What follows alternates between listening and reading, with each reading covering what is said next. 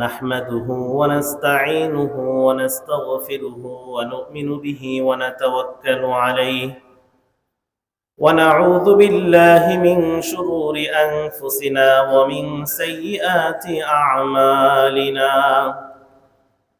من يهده الله فلا مضل له ومن يضلله فلا هادي له ونشهد أن لا إله إلا الله وحده لا شريك له ونشهد أن سيدنا وسندنا ومولانا وحبيبنا محمدا عبده ورسوله أرسله الله تعالى إلى كافة للناس بشيرا ونذيرا وداعيا إلى الله بإذنه وسراجا منيرا إن الله وملائكته يصلون على النبي يا أيها الذين آمنوا صلوا عليه وسلموا تسليما اللهم صل على محمد وعلى آل محمد كما صليت على إبراهيم وعلى آل إبراهيم إنك حميد مجيد اللهم بارك على محمد وعلى آل محمد كما باركت على إبراهيم وعلى آل إبراهيم إنك حميد مجيد أما بعد فأعوذ بالله من الشيطان الرجيم بسم الله الرحمن الرحيم إنا أنزلناه في ليلة القدر وما أدراك ما ليلة القدر ليلة القدر خير من 1000 شهر صدق الله العلي العظيم وصدق ما قاله النبي الكريم ونحن على ذلك من الشاهدين والشاكرين والذاكرين والحمد لله رب العالمين الحمد لله আল্লাহ রাব্বুল আলামিনের কাছে শুকরিয়া আদায় করি যে আল্লাহ রাব্বুল আলামিন আমাদেরকে পবিত্র রমাদান মুবারকের তৃতীয় জুমআয় আল্লাহ তাআলা আমাদেরকে সুস্থভাবে রোজা রাখার তৌফিক দান করেছেন এবং তার ঘর মসজিদ পর্যন্ত এনেছেন। কালিমাতুশ শুকর আদায় করি আলহামদুলিল্লাহ। আল্লাহ রাব্বুল আলামিন এই রমাদান মুবারক এটা আমাদেরকে দিয়েছেন ইবাদতের মৌসুম হিসেবে, কিন্তু আমরা অনেকেই এই রমাদানের যে পবিত্রতা, এর যে মাহাত্ম্য, এটাকে আমরা ইচ্ছাকৃতভাবে লঙ্ঘন করি। কোন একটা ইবাদত যে উদ্দেশ্যে দেওয়া হয় সেই উদ্দেশ্যকে বলবৎ রাখাও জরুরি। একটা হলো যে বিধান, যে আমি নামাজের বিধান, কারো যদি তেলাওয়াত শুদ্ধ থাকে, নামাজের আহকাম জানা থাকে, তো সে নামাজ পড়লো, তার নামাজের যে বিধান আবশ্যকীয়তা হয়ে যাবে। কিন্তু নামাজের যে উদ্দেশ্য, ইন্নাস সালাতা তানহা আনিল ফাহশাই ওয়াল মুনকার, যে নামাজ তাকে তার জীবনকে নিয়ন্ত্রিত করবে, নামাজ তাকে অন্য সকল ধরনের হারাম থেকে বিরত রাখবে, এই লক্ষ্য যদি অর্জিত না হয় তাহলে নামাজের যে মূল উদ্দেশ্য, নাজিলের যে উদ্দেশ্য, সে উদ্দেশ্য ব্যাহত হবে। যে নামাজ পড়লো কিন্তু হারাম খেলো, নামাজ পড়লো কিন্তু অশ্লীলতা চর্চা করলো, নামাজ তো হয়ে যাচ্ছে, বিধান হয়ে যাচ্ছে, বিধানের যে উদ্দেশ্য ছিল সে উদ্দেশ্য ব্যাহত হচ্ছে। উদ্দেশ্য ব্যাহত হলে মৌলিক বিধানের ক্ষেত্রেও প্রভাব পড়ে। রমাদান আল্লাহ তাআলা আমাদেরকে যে জন্য দিয়েছেন, এত মুবারক মাস, শাহরুন মুবারাকুন, হাদিসে আসছে শাহরুন আযীমুন, এই মাসকে আযীম বলা হয়েছে, যে মহান মাস, বিরাট মাস, বিরাট ফজিলতের মাস। আল্লাহ তাআলা এই মাসের প্রত্যেকটা ইবাদতকে এরকম 700 গুণ বাড়িয়ে দেন। বলি আলহামদুলিল্লাহ। আল্লাহ তাআলা এই মাসের এত বেশি ফজিলত রেখেছেন যে এই মূল উদ্দেশ্য আমাদের অন্তরকে ঠিক করা, কলবকে তাকওয়া অর্জন করা, আমরা যাতে হারাম থেকে বিরত থাকার একটা প্র্যাকটিস আমরা গ্রহণ করতে পারি রমাদান থেকে। নতুবা শুধুমাত্র হালাল থেকে বিরত রাখা উদ্দেশ্য না। আমরা যে রোজা রেখে পানাহার থেকে বিরত থাকি, এটা হালাল না হারাম? হালাল। হালাল থেকে বিরত থাকলাম, আমি যদি এটাকেই মূল উদ্দেশ্য মনে করি যে আল্লাহ তাআলা আমাকে কিছুদিন, বছরে 1 মাস কিছু সময় না খেয়ে রাখলেন, এতটুকুই কি রোজা? রমাদানের যে উদ্দেশ্য, রোজার যে উদ্দেশ্য, যে আল্লাহ তাআলা চান এই কিছু সময় আমি তাকে বিশেষায়িত ভাবে করে দেই, যা সেটাতে আমার দিকে ফিরে। আয়াতে আছে না, ওয়ালা নুযিকান্নাহুম মিনাল আযাবিল আদনা দুনাল আযাবিল আকবার। কেউ যখন বড় কোনো অন্যায় করে ফেলে তো আল্লাহ তাআলা বলেন আমি তাকে তৎক্ষণাৎ ভয়ঙ্কর শাস্তি না দিয়ে খুব সামান্য ছোট শাস্তি দেই, আমার উদ্দেশ্য লাআল্লাহুম ইয়ারজিউন। একায়তে আল্লাহ তাআলা বলেন যে তোমাদেরকে শাস্তি দিয়ে আল্লাহ তাআলার কি ফায়দা? তো আল্লাহ তাআলা আমাদেরকে যে মাঝে মাঝে দারিদ্র্যের কষাঘাতে ফেলেন, মাঝে মাঝে বিভিন্ন মুসিবতে ফেলেন, আল্লাহ তাআলা বলেন লাআল্লাহুম ইয়ারজিউন, যাতে বান্দা আমার দিকে ফিরে। বান্দা তো ভুলে যায়, দুনিয়ার মোহে নিয়ামতের মধ্যে ডুবে থেকে ভুলে যায়, যাতে আমার দিকে ফিরে। একইভাবে এই বিশেষ মৌসুমের উদ্দেশ্য যাতে আল্লাহ তাআলা চান যে বান্দা যাতে এই সময় ইবাদতের অভ্যস্ত হয়ে যায়, হারাম থেকে বিরত থাকতে অভ্যস্ত হয়ে যায়, একইভাবে সারা বছর সেই চর্চাটা জারি রাখে। তো রমাদানের এই ফজিলতের যে উদ্দেশ্য, রোজার যে উদ্দেশ্য, সেই উদ্দেশ্যের প্রতি আমাদের লক্ষ্য থাকতে হবে যে তাকওয়া অর্জন করা, আল্লাহ এবং আল্লাহ রাব্বুল আলামিনের বিধানের কাছে দুনিয়ার সমস্ত চাহিদা, সব ধরনের পিছুটান, এটাকে সরিয়ে ফেলা, একমাত্র আল্লাহ এবং আল্লাহর বিধানকে সর্বাধিক গুরুত্ব দেওয়া। মুহতারাম, আজকে 16 রমাদান, তাই তো ইনশাআল্লাহ। তো আলহামদুলিল্লাহ আমরা জানি যে রমাদান মাসে ইতিহাসে একটি বিখ্যাত ঘটনা ঘটেছিল ইসলামী ইতিহাসে। 17 রমাদান বদর যুদ্ধ সংগঠিত হয়েছিল, যেটা ইসলামের প্রথম রক্তক্ষয়ী কোন সংগ্রাম। এই যুদ্ধে, এই জিহাদের মধ্যে আমাদের জন্য অনেক কিছু শিক্ষা আছে। সেই শিক্ষা সম্পর্কে আমি অল্প একটু আলোকপাত করবো ইনশাআল্লাহ। কোরআনে আল্লাহ পাক এই বদরের কথা উল্লেখ করেন যে লাকাদ নাসরাকুমুল্লাহ ওয়া লাকাদ নাসরাকুমুল্লাহু বিবদর ওয়া আনতুম আদিল্লাহ, যে বদর প্রান্তরে আল্লাহ তাআলা তোমাদেরকে বিশেষভাবে সহযোগিতা করেছেন। ওয়া আনতুম আদিল্লাহ, তোমরা দুর্বল ছিলে, বাহ্যিকভাবে দুর্বল ছিলে। একদিকে ছিল মাত্র 313 জন, অস্ত্র শস্ত্র কিছু ছিল না, অন্যদিকে হাজার বিশাল সৈন্যের সমারোহ, যেখানে অস্ত্র ছিল, বাহন ছিল, সব ধরনের মজুদ ছিল। এই বদর যুদ্ধ এটা মূলত ঈমানের পরীক্ষা ছিল, সম্পূর্ণরূপে ঈমানের পরীক্ষা। সাহাবা আজমাইন রাদিয়াল্লাহু আনহুম তাদের ঈমানি তাকাত, তাকওয়ার গুণ এত বেশি ছিল, আল্লাহ এবং আল্লাহ রাসূল সাল্লাল্লাহু আলাইহি ওয়াসাল্লামের সিদ্ধান্তের প্রতি এত আস্থা এবং শৃঙ্খলা ছিল যে আল্লাহ রাব্বুল আলামিন আসমান থেকে ফেরেশতাদেরকে নাজিল করে তাদেরকে সম্মানিত করেছেন। ইত্তাকুল লিল মুমিনিন আলা ইয়াকফিকুম আন ইউমিদ্দাকুম রাব্বুকুম বিসালাসাতি আলাফিন মিনাল মালায়েকা। প্রথম দফা 1000, পরে আরো 3000 ফেরেশতারা নেমে আসে এবং সাহাবা আজমাইনের সবর তাকওয়া দেখে আল্লাহ তাআলা পরে আরো বাড়িয়ে দেন। 5000 ফেরেশতা বদর যুদ্ধে মুসলমানদের সাথে অংশগ্রহণ করেন। সাহাবা আজমাইন আল্লাহ রাব্বুল আলামিনের উপর পরিপূর্ণ তাওয়াক্কুল, যে আল্লাহ তাআলার উপর পরিপূর্ণ ভরসা করে এগিয়েছিলেন। এই যুদ্ধকে কোরআনে ইয়াউমুল ফুরকান বলা হয়েছে, যেটা সত্য মিথ্যার পার্থক্যকারী, যে কে সত্য কে মিথ্যা এটা পার্থক্য হয়ে যাবে। আল্লাহ রাসূল সাল্লাল্লাহু আলাইহি ওয়াসাল্লাম বদরের প্রান্তরে আল্লাহ তাআলার কাছে এত বেশি কাকুতি মিনতি করছিলেন যে বারবার তিনি সিজদায় পড়ে যাচ্ছিলেন, তার চোখ থেকে অঝোর ধারায় অশ্রু বের হচ্ছিল।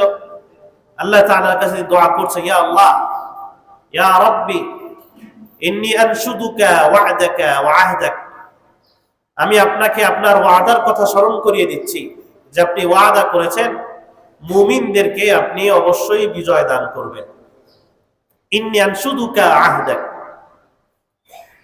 ইয়া রাব্বি ইন তাহলিক হাযিহিল ইসাবা, এই আমরা গুটি কয়েক মুসলমান, এদেরকে যদি আপনি আজকে ধ্বংস করে দেন, লা তু'বাদ ফিল আরদি বা'দ, আল্লাহর জমিনে তোমাকে ডাকার মতো আর কেউ অবশিষ্ট থাকবে না। এইভাবে আল্লাহ রাসূল সাল্লাল্লাহু আলাইহি ওয়াসাল্লাম দোয়া করতে করতে হাদিসে আসছে যে তার কাঁধ থেকে চাদর খুলে গিয়েছিল। সিদ্দিক আকবর আবু বকর রাদিয়াল্লাহু তাআলা আনহু সেই চাদর তাকে পরিয়ে দিয়ে পিছন থেকে জড়িয়ে ধরে বললেন, ইয়া রাসূলুল্লাহ, ইন্নাল্লাহা সায়ুজজিকা ওয়া'দাক, যে আল্লাহ তাআলা অবশ্যই আপনাকে যে ওয়াদা করেছেন সেই ওয়াদা অবশ্যই আল্লাহ তাআলা পূরণ করবেন।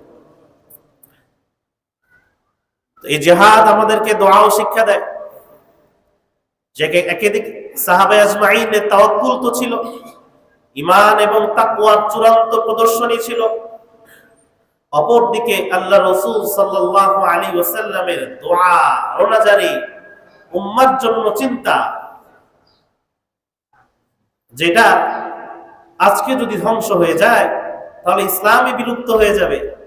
এভাবে আল্লাহ তাআলার কাছে রোনাজারি করে আল্লাহ তাআলার কাছে দোয়া কবুল করে নিয়েছেন। মুহতারাম, জিহাদের প্রান্তরে অনেক মর্মস্পর্শী ঘটনা ঘটেছে। এর মধ্যে সবচেয়ে গুরুত্বপূর্ণ যে বিষয়টা, সেটা হলো, একে তো আল্লাহ তাআলার পক্ষ থেকে স্পষ্ট মুআজিজা ছিল, যে সাহাবা আজমাইন বর্ণনা করেছেন যে বদরের প্রান্তরে যে আমি তীর ছুরিনি, আঘাত করিনি, কিন্তু এর আগেই দেখলাম যে একটি তীর শত্রুর বিরুদ্ধে বিদ্ধ হচ্ছে বা তার হাত কেটে পড়ে যাচ্ছে। তো সাহাবা আজমাইন স্পষ্টভাবে মুআজিজা দেখেছেন। তাদের মনোবল শক্তি বৃদ্ধির ক্ষেত্রে এই বদর যুদ্ধ অনেক অবদান রেখেছেন, তাদের ঈমানের শক্তি বৃদ্ধির পিছনে। আরেকটা হলো যে সাহাবা আজমাইন এক ধরনের মনস্তাত্ত্বিক লড়াইও ছিলেন। বদরে যেই প্রতিপক্ষ ছিল তারা ছিল তাদের আত্মীয়, কারো বাবা, কারো সন্তান, কারো চাচা। একে তো মক্কাবাসী তাদেরকে অনেক বেশি অত্যাচার করেছিল, সেই অত্যাচারের ক্ষোভও ছিল, আবার আত্মীয় হিসাবে তাদের প্রতি বিশেষ টানও ছিল। দুটো ঘটনা বলি। আবু বকর রাদিয়াল্লাহু তাআলা আনহুর সন্তান আব্দুর রহমান তখনও মুসলমান হননি, তিনি কাফেরদের অংশে ছিল। তিনি বলছিলেন, মুসলমান হওয়ার পর বলছেন, তার বাবাকে উদ্দেশ্য করে বলছেন, আবু বকর রাদিয়াল্লাহু তাআলা আনহুকে উদ্দেশ্য করে বলছেন যে, বাবা, আমি আপনাকে যুদ্ধের ময়দানে দেখেছিলাম, কিন্তু বাবা বলে ছেড়ে দিয়েছি। আবু বকর রাদিয়াল্লাহু তাআলা আনহু বলেন, কিন্তু আমি যদি তোমাকে খেয়াল করতাম তাহলে আমি তোমাকে ছাড়তাম না। আবু উবাইদা ইবনুল জাররাহ রাদিয়াল্লাহু তাআলা আনহু, তার বাবা কাফের ছিল, মক্কার কুরাইশের গোত্রভুক্ত ছিল। তিনি বাবাকে বারবার অনুরোধ করছিলেন যে, বাবা, আপনি আমার উপর হামলা করেন না, আপনি যুদ্ধ থেকে বিরত থাকেন, পালিয়ে যান, চলে যান। তারপরও বারবার আক্রমণ করছিল। শেষ পর্যন্ত বাধ্য হয়ে তিনি তার বাবাকেও হত্যা করেন। এভাবে পারস্পরিক ভাই ভাইয়ের যুদ্ধ ছিল, চাচা ভাতিজার যুদ্ধ ছিল। কেন? এটাই আল্লাহ তাআলার পক্ষ থেকে অনেক বড় পরীক্ষা ছিল।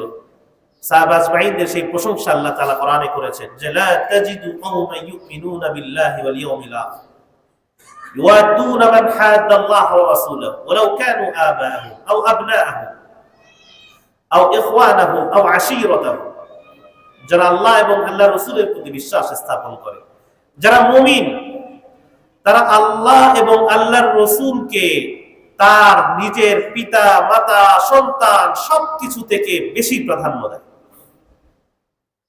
ইউয়াদ্দুনা মান হাদ্দাল্লাহু ওয়া রাসূলাহু, যারা আল্লাহ এবং আল্লাহ রাসূলের শত্রু, সে যত আপনই হোক তার সাথে মুহাব্বতের সম্পর্ক রাখা যাবে না। সাহাবা আজমাইনের সেই প্রশংসা আল্লাহ তাআলা কোরআনে করেন যে আল্লাহ এবং আল্লাহ রাসূলের বিধানকে সর্বাগ্রে পিতামাতা, সন্তান, স্ত্রী, নিকটাত্মীয় কারো দাবি যদি হয় যেটা ইসলামের বিরুদ্ধে, আমাকে সেখানে ইসলামের পক্ষে থাকতে হবে। এই যে শক্তি, মানবিক শক্তি, ইসলামী শক্তি, তাকওয়ার শক্তি, ঈমানী শক্তি, এই শক্তি অর্জন করতে হবে। এটা মুমিনের সিফাত। আজকে তো সামান্য সামাজিকতার অজুহাতে আমরা হারামে লিপ্ত হয়ে পড়ি। এটা কেন করতে হবে? এটা সামাজিকতা, কিন্তু ইসলামী নিষেধ, সেটা বিদআত, সেটা অমুসলিম কালচারের সাথে যাচ্ছে। জন্মদিন পালন বলে, বিবাহ বার্ষিকী পালন বলে, আরো কত অপসংস্কৃতি আমাদের মাঝে প্রচলিত। কিন্তু আমি জানা সত্ত্বেও সেগুলো যাচ্ছি কেন? সামাজিকতা। সন্তান রাগ করবে, অমুকে রাগ করবে, কেমন দেখায়, লোকে কি বলবে, এগুলো আমাদের অজুহাত। তো কোন অজুহাতে ইসলামের বিধানকে অবহেলা করা যাবে না, কোন অজুহাতে না। এই সামাজিকতা, লোকে কি বলুক। আল্লাহ রাসূল সাল্লাল্লাহু আলাইহি ওয়াসাল্লাম ইরশাদ করেন যে কেউ যদি আল্লাহকে চায় এবং সমাজ কি বলে, অন্যরা কি বলে, তাদেরকে এড়িয়ে চলে, আল্লাহ তাআলা তার জন্য যথেষ্ট হয়ে যান। যে সে আল্লাহ তাআলার সন্তুষ্টি চাচ্ছে, অন্য কারো সন্তুষ্টি চাচ্ছে না। সে তার পিতামাতার সন্তুষ্টি, সন্তানের সন্তুষ্টি, স্ত্রীর সন্তুষ্টি, আল্লাহ এবং আল্লাহ রাসূলের বিধানের মোকাবেলায় সে আল্লাহর সন্তুষ্টিকে প্রাধান্য দিল অন্যদের সন্তুষ্টি থেকে, বন্ধুদের সন্তুষ্টি থেকে, সমাজের সন্তুষ্টি থেকে, লোকে কি বলবে এই সন্তুষ্টি থেকে। তো কাফাহুল্লাহ, আল্লাহ তাআলা তার জন্য যথেষ্ট হয়ে যান। আল্লাহ তাআলা তাকে ওই কাজটা করতে সহযোগিতা করেন, আল্লাহ তাআলা তার জন্য সহজ করে দেন। অপরদিকে যে আল্লাহর সন্তুষ্টিকে তোয়াক্কা করলো না, মানুষের সন্তুষ্টি খুঁজলো, যে আল্লাহ তাআলা কি বলুক, আল্লাহ রাসূল কি বলছে, ইসলাম এবারে কি বলছে, এটা আমার জানা দরকার নেই, লোকে কি বলছে, মানুষের সন্তুষ্টি আমার প্রয়োজন। আল্লাহ রাসূল সাল্লাল্লাহু আলাইহি ওয়াসাল্লাম বলেন ওয়াক্কালাহু ইলান নাস, আল্লাহ তাআলা তাকে মানুষের পিছনেই লাগিয়ে দেন। সে সারা জীবন তার কেটে যায় মানুষকে সন্তুষ্ট করতে করতে, দিন শেষে তার উপর তার কেউই সন্তুষ্ট হয় না, তার স্ত্রীও সন্তুষ্ট না, সন্তানও সন্তুষ্ট না, কেউই তার প্রতি সন্তুষ্ট না। কেন? কারণ সে আল্লাহর সন্তুষ্টিকে প্রাধান্য দেয় নাই। ওয়াক্কালাহু ইলান নাস, তাকে এরকম মানুষের গোলাম বানিয়ে দেওয়া হয়, তার সারা জীবন কেটে যায় মানুষের তোষামদি করতে করতে। তো কারো তোষামদি না, সমাজের না, লোকে কি বলবে সেটা খেয়াল করা যাবে। এটা আমাদের মধ্যে অনেক বেশি প্রবণতা, অনেক বেশি, যে আমরা ইসলামকে খুব ঠুনকো অজুহাতে আমরা ইসলামকে তরক করি, ইসলামকে ছেড়ে দিই, ইসলামী বিধানকে ছেড়ে দিই খুবই সামান্য এবং ঠুনকো অজুহাতে। তো সাহাবা আজমাইন কেমন ছিলেন? এই বদর আমাদেরকে কি শিক্ষা দেয়? ইসলামের জন্য তারা কত ত্যাগ, কত স্যাক্রিফাইস করেছেন, এবং আল্লাহ এবং আল্লাহর রাসূলের বিধানকে তারা সমুন্নত রাখার জন্য একান্ত ফ্যামিলি মেম্বার তাদেরকেও কোনো ক্ষেত্রে প্রাধান্য দেননি। মুহতারাম, আমরা বদর যুদ্ধের ইতিহাস পড়ব, এই ইতিহাস আমরা আমাদের সন্তানদেরকে জানাবো। আজকে ইসলামের যে গ্লোরির ইতিহাস, ইসলামের যে গৌরবের ইতিহাস, এই ইতিহাস আমরা আমাদের নতুন প্রজন্ম জানে না। তারা এমন এমন ইতিহাস জানে যে ইতিহাস মুসলমানদের অধঃপতনের ইতিহাস, যে ইতিহাস কুফফারদের, কাফেরদের বিজয়ের ইতিহাস। মুসলমানদের শক্তি, মুসলমানদের শক্তিমত্তা, মুসলমানদের আল্লাহ তাআলার পক্ষ থেকে যে ওয়াদার প্রতিফলন, এই ইতিহাস আমাদের নতুন প্রজন্ম জানে না। তো তাদের কাছে আমরা নিজেও আমরা ইসলামের ইতিহাস পড়বো, জানবো, সমৃদ্ধ হব, এবং আমাদের পরবর্তী প্রজন্মের কাছেও আমরা ছড়িয়ে দেব ইনশাআল্লাহ। আমরা রমাদানের ঠিক মাঝামাঝি অবস্থায় আছি। আর কদিন পরে রমাদানের শেষ দশক শুরু হবে।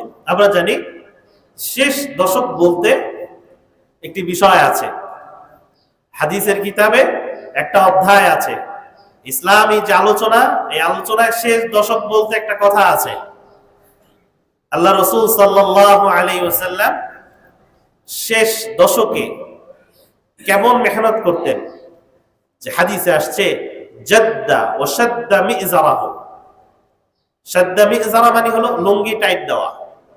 যে আল্লাহ রাসূল সাল্লাল্লাহু আলাইহি ওয়াসাল্লাম জোরে সোরে নামতেন যে শেষ দশক আসছে, এই শেষ দশকে বেশি ইবাদত করতে হবে। যে জামা কাপড় টাইট করে যে লম্বা সময়ের ইবাদত, এটা মূলত রূপকার্থে আসছে যে আল্লাহ রাসূল সাল্লাল্লাহু আলাইহি ওয়াসাল্লাম আম্মা জান আয়েশা রাদিয়াল্লাহু তাআলা আনহা থেকে বর্ণিত যে কানা রাসূলুল্লাহ সাল্লাল্লাহু আলাইহি ওয়াসাল্লাম ইযা দাখালা আল আশর, যখন শেষ দশক শুরু হতো, আর কয়েকদিন পরে 3 দিন পরে ইনশাআল্লাহ, যখন শেষ দশক শুরু হতো, আহিয়াল লাইল, তিনি সারা রাত জেগে থাকতেন। কি করতেন?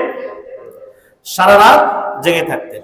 মুহাদ্দিসিন কিরাম আছে বলেছেন, আল্লামা ইমাম নববী রাহমাতুল্লাহি আলাইহি, যে সারা রাত হয়তো এর দ্বারা উদ্দেশ্য পুরোই সারা রাত, আহিয়াল লাইলা কুল্লাহা, অথবা রাতের অধিকাংশ সময় জেগে থাকতেন। দুটোরই সম্ভাবনা আছে যে তিনি রাত্রি জাগরণ করতেন। আমরা অনেকটি হাদিস থেকে পাই যে তিনি কেমন রাত্রি জাগরণ করতেন। নু'মান ইবনে বাশির রাদিয়াল্লাহু তাআলা আনহু বলেন যে আমি শেষ দশকে লাইলাতা 23 রমাদানে আমি আল্লাহ রাসূলের পিছনে তারাবির নামাজে দাঁড়ালাম। তো ইলা সুলুসিল লাইল,